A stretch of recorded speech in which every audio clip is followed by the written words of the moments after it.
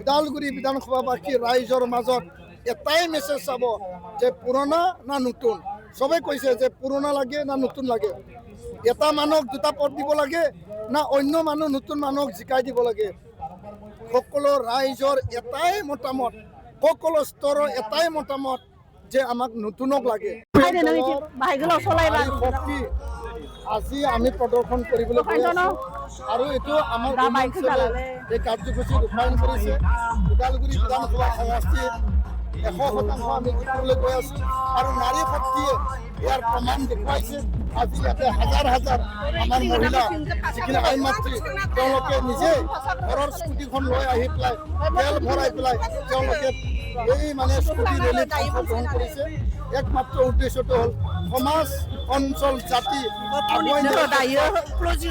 বিধানসভা সমষ্টিটো জিকাই দিব লাগে আৰু কোনো শক্তিয়ে আমাক ইয়াতে এতিয়া ৰোধ কৰিব নোৱাৰে।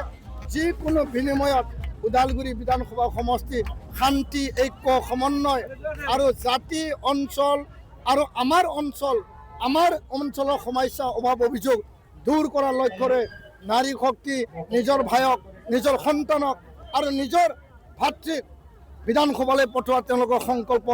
এই নাৰী শক্তিক কোনো ৰোধ কৰাৰ কাৰণে কাৰো সাহস নাই আৰু মই দৃঢ় বিশ্বাসী আজিৰ এই শক্তি প্ৰদৰ্শনৰ যোগেদি ওদালগুৰি বিধানসভাবাসী ৰাইজৰ মাজত এটাই মেছেজ চাব যে পুৰণা না নতুন।